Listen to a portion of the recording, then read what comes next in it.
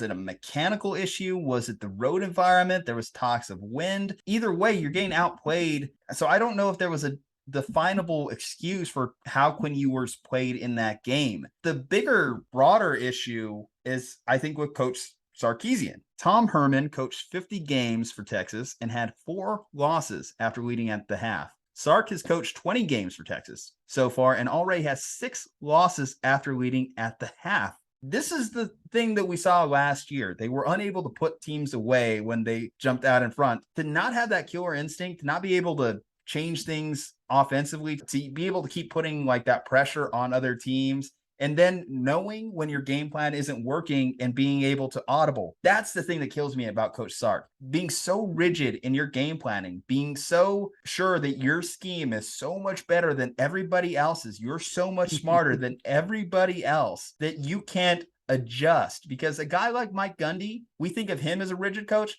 but his teams adjust. They see what's not working, what is working, and they make those moves. You talked about like the will routes, the untouched stuff, the sloppy stuff that they had in the first half.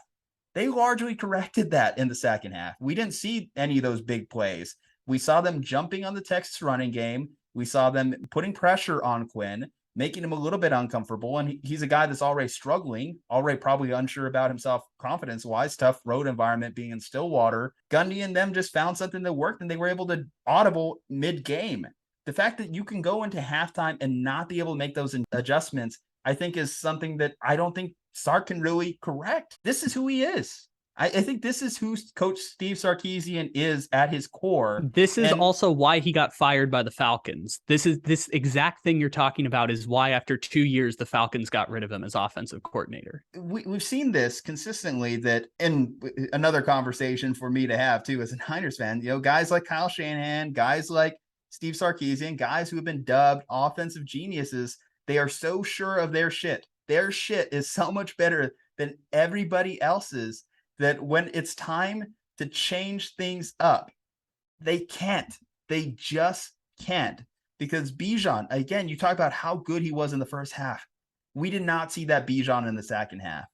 Ewers, manageable, but not great in the first half. Terrible in the second half. He did nothing, I feel, to help those guys. The scheme guys like open, short stuff. Allow Quinn to just throw 3 easy balls, just 3 intermediate routes, just kind of like get his flow going, get a little bit more confidence back in whatever he's working through. But no, Sark clearly said, this is the game plan we designed. We are sticking with it. And I think that that's my biggest concern, not only for now, not only for this season, because again, Oklahoma State, no shame in losing to the number 11 team in the country. But I'm seeing these bad habits form, this habitual attitude of not being able to make adjustments, of not being able to put teams away, to getting complacent in games that I think is matriculating throughout the roster. It's going to matriculate into newer recruits. And I don't care how talented of a roster you can build, because Texas is more talented than every team they will play the rest of the season. And they're more talented than every team aside from Alabama that they played this season. So there's really no excuse from a talent perspective. At this point, it's all between the ears. It literally is all between the ears for the Longhorns. And that's the thing that I think is just going to be the stain on Sark's legacy and his ability to stay in Austin. Aside from the contract he signed, that's the only thing tying to Austin, the fact that the Longhorns probably don't want to pay another buyout. And we've talked about that before. And he's going to win just enough games to keep his job. But just enough. Yeah. Just enough. But I think you hired the wrong guy. And I think last season was a big red flag. I think this is a bigger red flag. These games that you should have won, because 2 road games, Stillwater, another road loss, Lubbock, a road loss. They got fortunate in the early part of the season. They just had a lot of home games stacked up, and now you're going to be on the road in this latter part of the season. They need to show they can win on the road. If you can't win on the road, you can't hold leads, you make poor adjustments, there's no way in hell you're going to get to the college football playoffs. There's no way in hell you're going to win in the SEC. College football playoff? What you talking about? No, literally. What am I talking about? College football playoff. But you would think that one of the largest athletic budgets in the country would set that standard for themselves. But it seems like such a far cry of expectations based off what I've seen from this coaching staff in particular. 8-4 was the goal at the preseason. It's not out of the water. It just means that you have to beat either K-State or Baylor. This goes beyond the win and loss record. This goes into a mentality. This goes into how this team is coached. When you play those bigger schools, when you have the opportunity to play for meaningful football games, right? If you can't hold a lead, if you can't hold your water when it matters most, there's no way you can win the conference. There's no way you could even win your division. So you're saying if you can't hold your water in this situations, would that make it still water? I hate you. I really hate you right now. Technically, speaking of Stillwater, remember I said in the game preview that Oklahoma State is now a running team at this point because they used to have Mason Rudolph and they were like, we have Mason Rudolph, let's just fling the ball all over the place. And then they got Chuba Hubbard and they were like, we're going to be a running team now. And Spencer Sanders is not great. Y'all, they ran 98 plays. They ran 98 plays in that game, which I couldn't believe that when I saw the number at the end of the game. I've never seen anyone run 98 plays because I was like, that's weird. Spencer Sanders threw 57 passes. I guess that means they were kind of desperate. No, they also ran the ball 31 times. Like, it was ridiculous. You actually got a little bit of pushback on that one. A lot of Oklahoma State fans disagreed with you that they were a running team.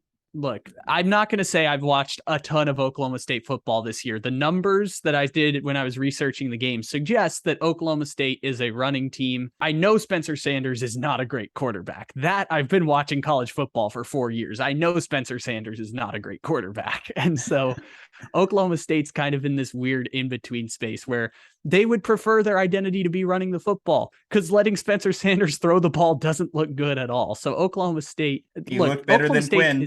You look better than Quinn out there. Yeah, that's of what course. matters. But Quinn Ewers had a bad football game, and Oklahoma State still put up 41 points, which I know. Again, I just said they ran 98 plays, which is stupid. Any team that runs the ball 30 times and records 170 rushing yards, that team wants to be a running team. That any team that puts up that kind of numbers wants to be a running football team. And I know they threw the ball 57 times. It's more of an anomaly. 40 rushes. They called 40 rushes in the game. That is incredible. Because 40 rushes I was just versus the 57 versus Sanders, and they also had another trick play throw in there as well. See, I was doing the math because they had I assume there was sacks and stuff mixed in. I was just kind of guessing if they threw it 58 times and there were plays that didn't have a run or a pass, but just ballparking it. I know they had, I believe they had 140 rushing yards. You said that was the number on the game for them. 142 was the final tally, 40 rushes, and they weren't that efficient with their rushes necessarily. Overall, the biggest things I would just say is just the missed opportunity. I go back to the week before for Texas too. These mental lapses just drive me crazy. The fact that you can have a guy in the Iowa State game that has 10 receptions already, has just been dogging you all day, and you leave him wide open, and by the grace of God, he drops the ball. And then I look at this Oklahoma State game, and you're hanging on. You still have a chance to win this game. It's a possession. You just need to play like a football player. You just need to make football moves in the game. And the most basic thing, the most basic concept, make a tackle, was that's a big so part of it foreign to them in the that final was the other stat possession. I was going to throw out. 32 first downs for Oklahoma State in the game. 32 first downs. I'll throw down a better stat. 0 penalties. 0 penalties for Oklahoma State. How undisciplined is this team?